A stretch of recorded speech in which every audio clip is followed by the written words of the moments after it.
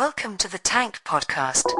In this week's episode, Faisal Devji discusses the new geopolitical paradigm emerging in the wake of Israel's attacks on Gaza.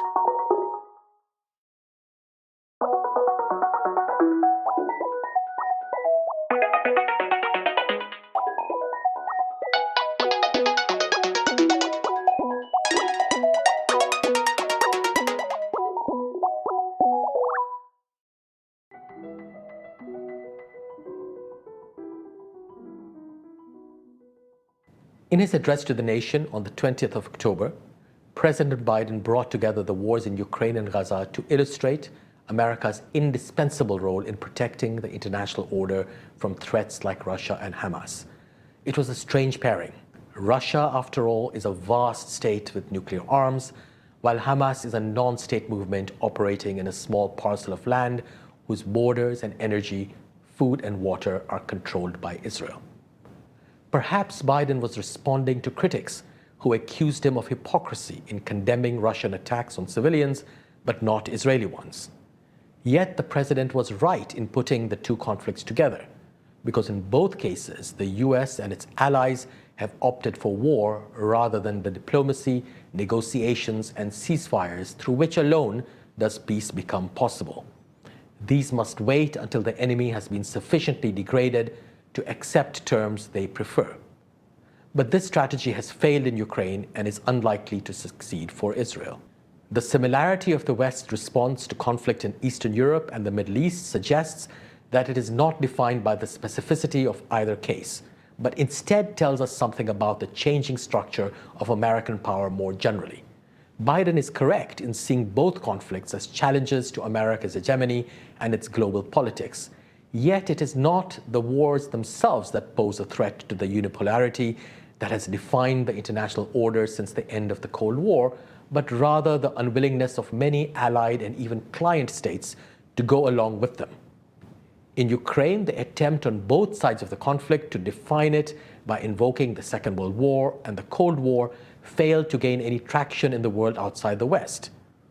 There, it was the failure of the war on terror in putting together a stable new international order that proved to be a more relevant and cautionary precedent, dissuading countries from choosing sides in the war. While Western historical narratives have been provincialized in this way, the rest of the world has no alternatives to offer. Yet, those refusing to align with the US or Russia have managed to bring neutrality back to life as a fundamental principle of the international order, one pushed aside in the post-Cold War period, and especially during the war on terror. From NATO members like Turkey to countries like India, which are friendly to the West, it is neutrality rather than pro-Russian sentiment that defines policy. For these states, realize that Russia's war is a regional one meant to place limits on America's global politics. They also see that Russia is therefore neither interested in nor capable of engaging in a global politics of its own that threatens them in any way. It is only her immediate neighborhood that is at risk.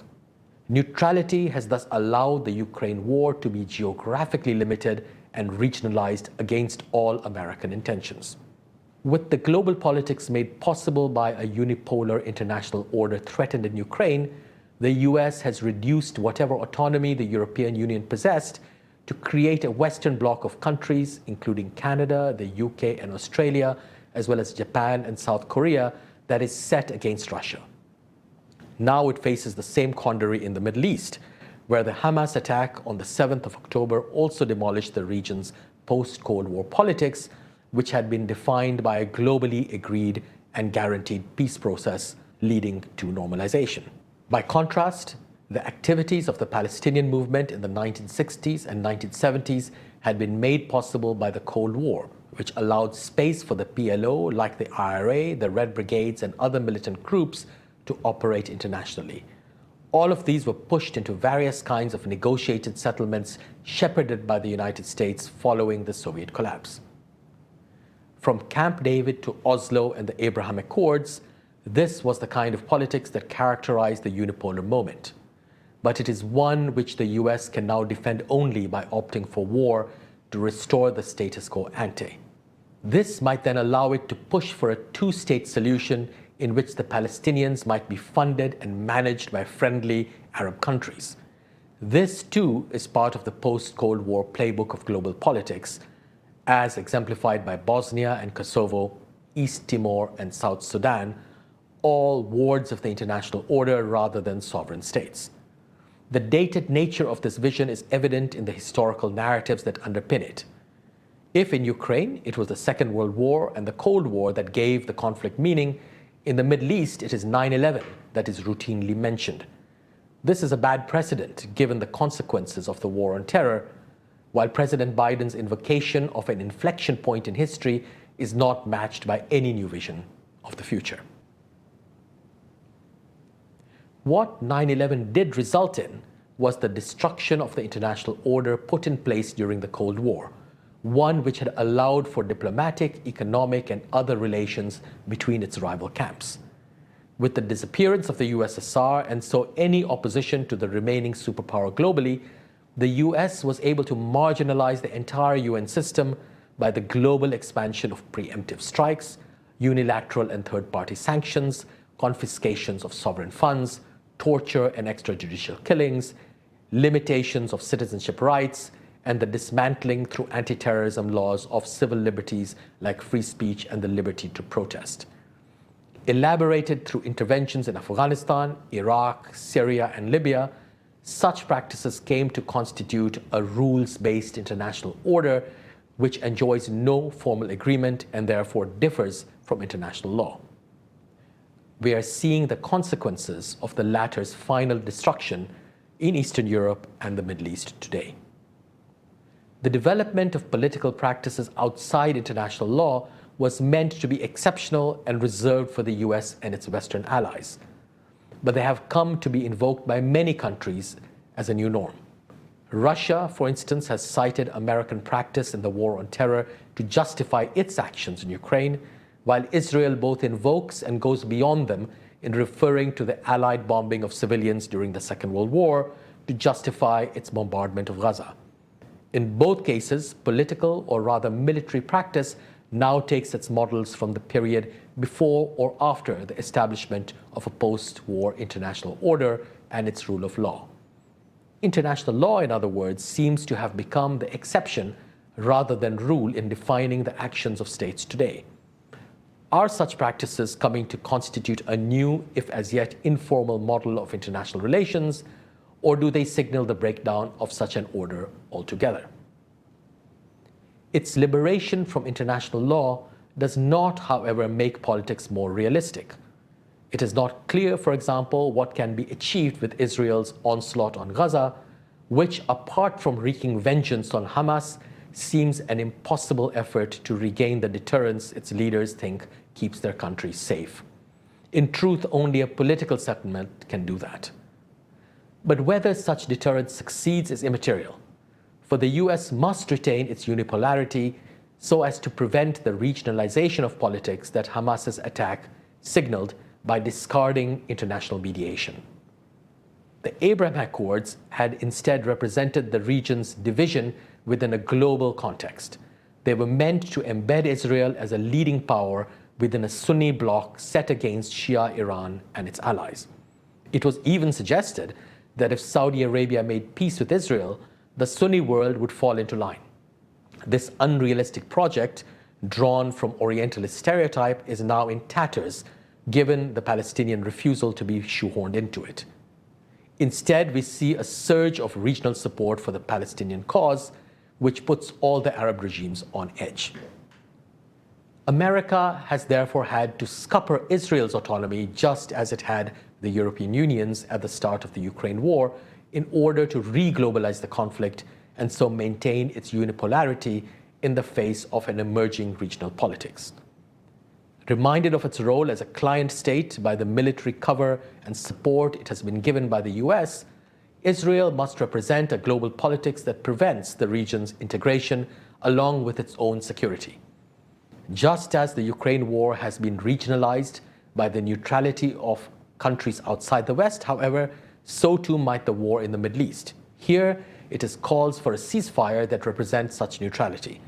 And though they have not for the moment proven successful, Such calls do indicate that there is little sympathy globally for the politics of unipolarity. It is no accident that voting patterns on the UN resolutions dealing with Ukraine and Gaza are so similar, the West's politics having been repudiated by crushing majorities in both cases. These defeats will not stop the US and its allies from continuing with their policies, though the remarkable anti-Israeli shift in public opinion among their own citizens might give them pause for thought. Yet they had not been deterred by the even larger demonstrations of anti-war feeling in the run-up to the invasion of Iraq in 2003. But what looked then like the hubris of untrammeled power now looks like desperation, as a failed project of global transformation is tried out again, this time to put a region back under US management. The failure of the political imagination here is complete, with the reliance on force or the threat of its use indicating the collapse not only of the remnants of the Cold War's international order, but with it that of Western authority as much as hegemony in the Middle East and beyond. For no new political order guaranteeing peace and stability can be established by fear alone, however many local interests are served by it. But the failure of political imagination is not confined to the US. The political categories deployed by those identified with the Israeli as much as Palestinian cause also belong to dead histories. On the Israeli side, for example, we have invocations of anti-Semitism, a term from 19th century Europe, as well as terrorism and genocide from the period following the Second World War. While the desire to eliminate Israel as a state is linked to the Holocaust as another kind of eliminationist fantasy.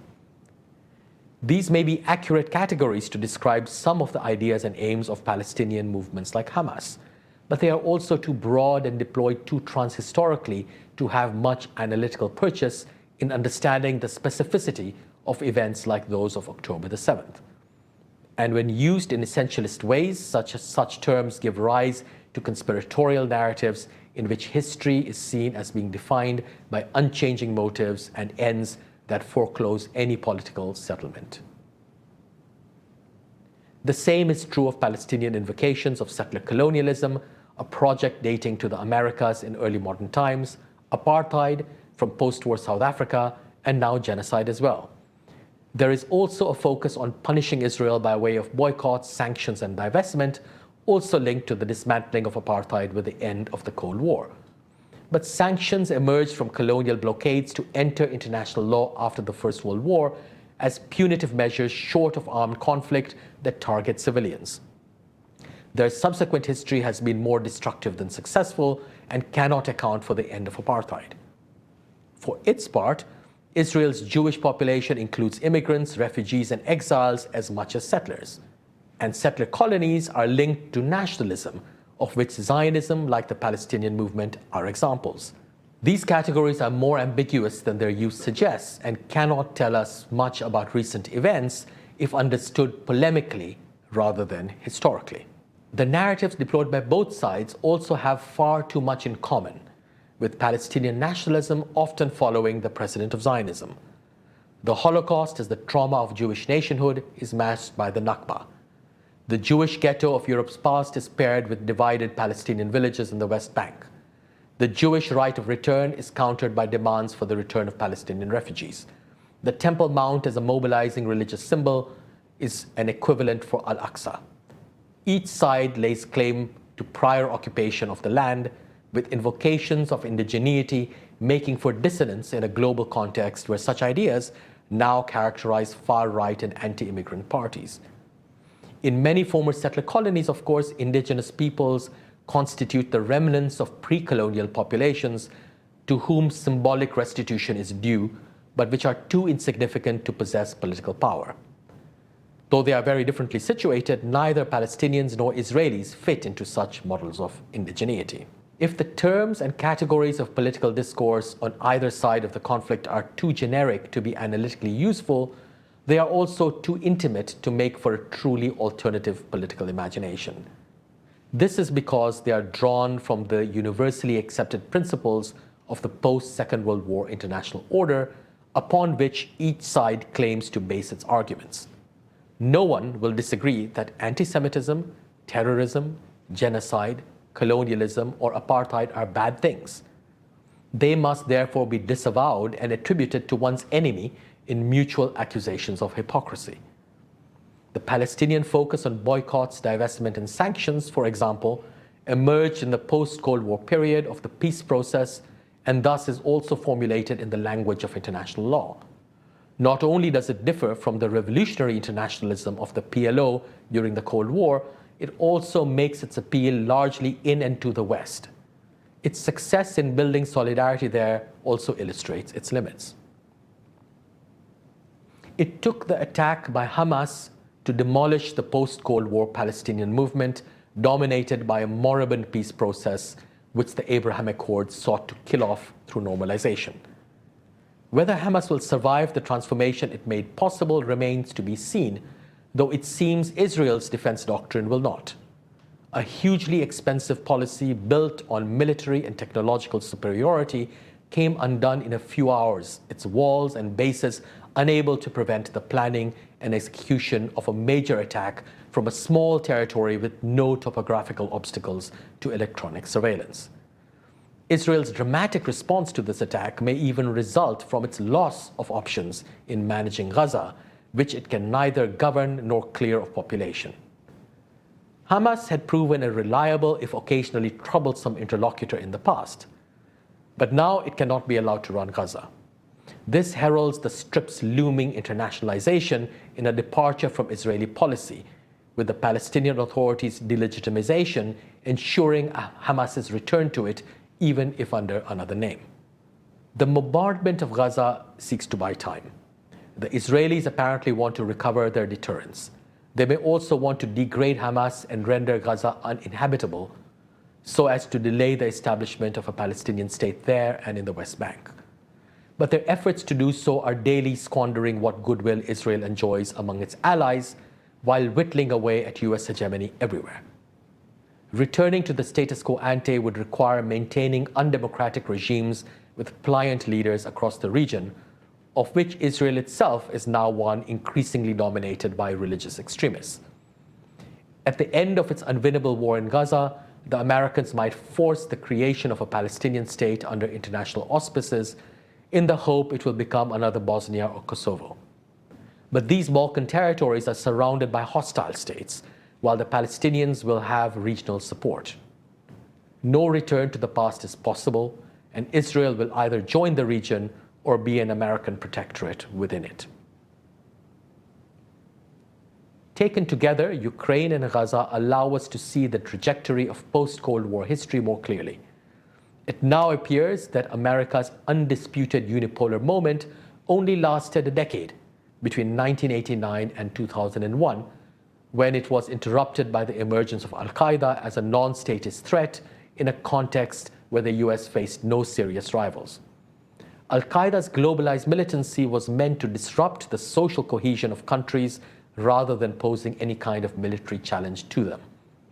Its aim was to expose the hypocrisy and weakness of the West's liberal societies and destroy them from within. Responding to 9/11 as an opportunity to reinforce its unipolarity and remake the international order, the US ended up fulfilling Al-Qaeda's aims by demolishing the Cold War international order it had been responsible for putting in place. While the end of the war on terror promised a return to some version of the UN system, events in Eastern Europe and the Middle East belie it by turning to unilateralism, brute force, and the crushing of dissent around the world.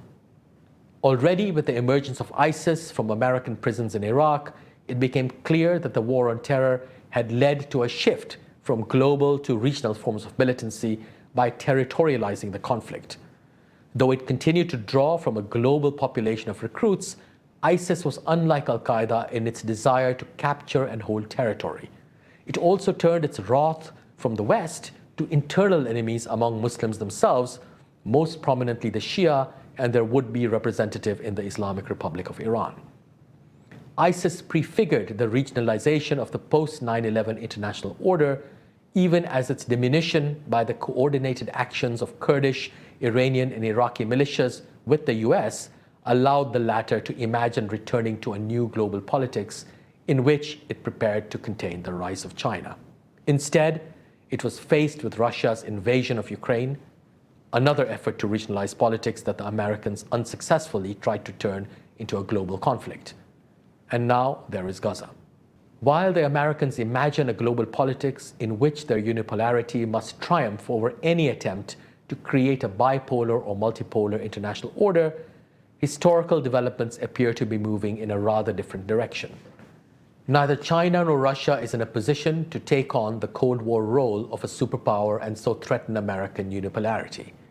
Instead, it is a regional politics that has come to the fore internationally, one in which middle powers like Turkey and Iran in the Middle East, Brazil and Argentina in South America, or South Africa and Nigeria in Africa are starting to play leading roles.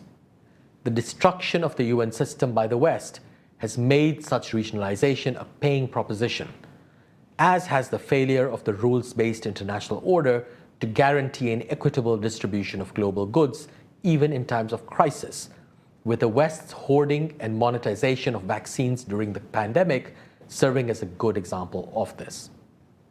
Deglobalization is not about states taking hold of the economy through protectionist measures. This was an idea emblematized by terms like reshoring, which emerged during the pandemic as an opposition to offshoring and the threats posed by its just-in-time economy in moments of global crisis.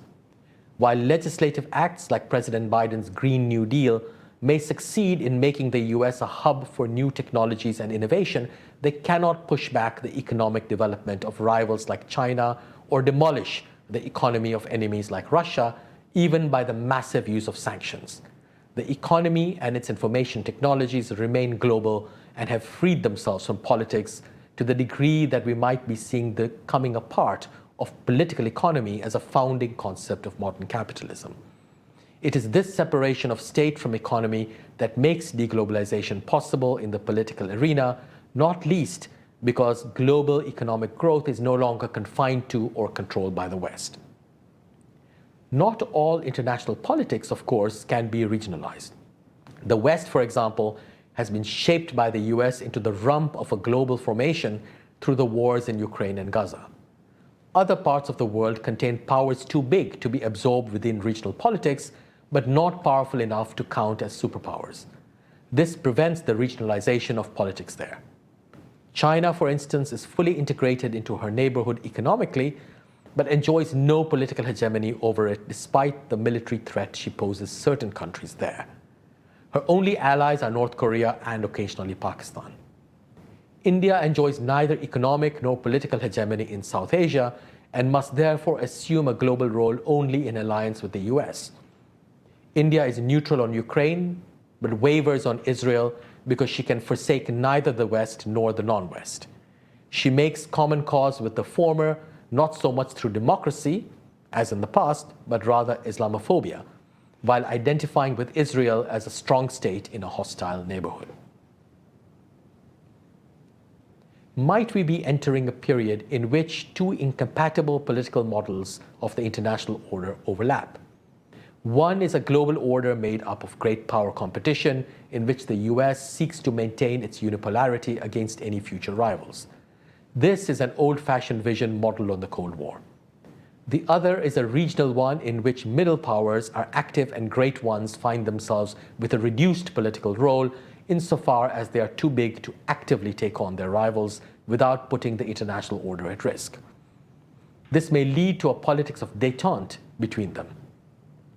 How the US responds to these emerging arenas of international politics will define their future. At the moment, it maintains its unipolarity against non-existent threats while being unable to prevent the regionalization of politics internationally. And yet it may be regional rather than superpower politics that eventually reduces America's scope for action globally, even without affecting its military or economic predominance. We see this happening already, with non-Western allies and clients refusing to go along with the US on Ukraine and Gaza.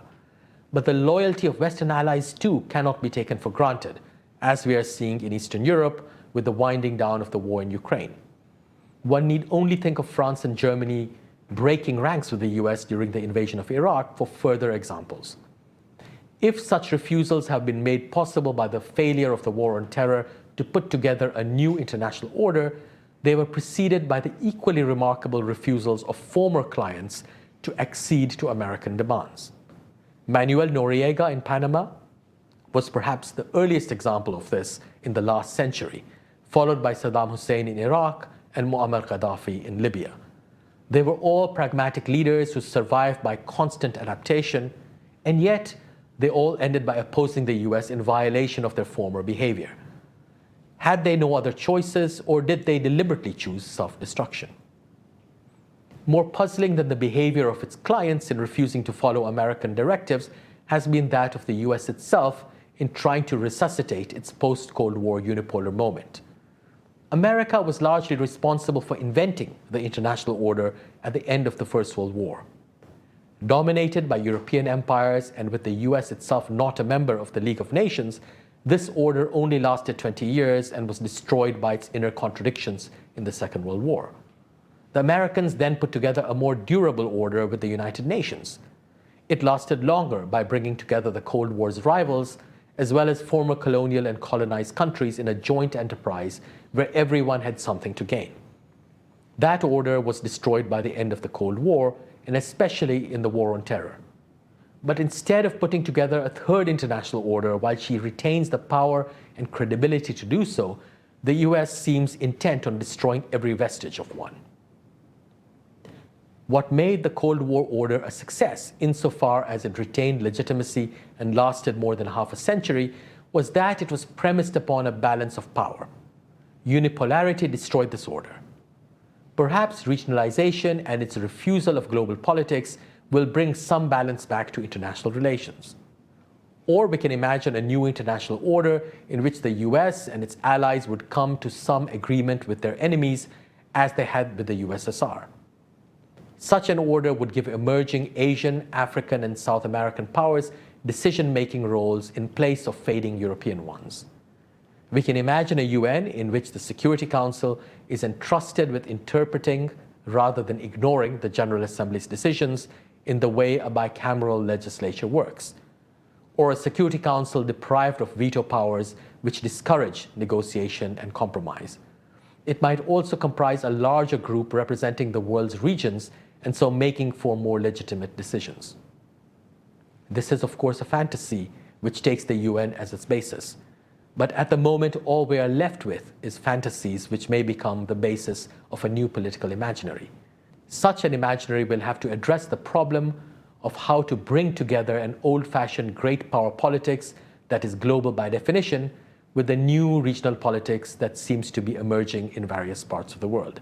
Interesting about the latter is that it appears capable of delinking from the former and ignoring it, as the US has been ignored by much of the world over Ukraine. This refusal to compete with the superpower and instead circumvent it represents an extraordinary political development which may not always be viable but cannot be stopped either. It constitutes a balance of power quite different from any that we have seen before, since the task of those who speak in the name of neutrality is not to diminish or, for that matter, imitate American power, but rather evade it. A dinosaur from some lost age, the US remains immense and ferocious, but belongs to another world.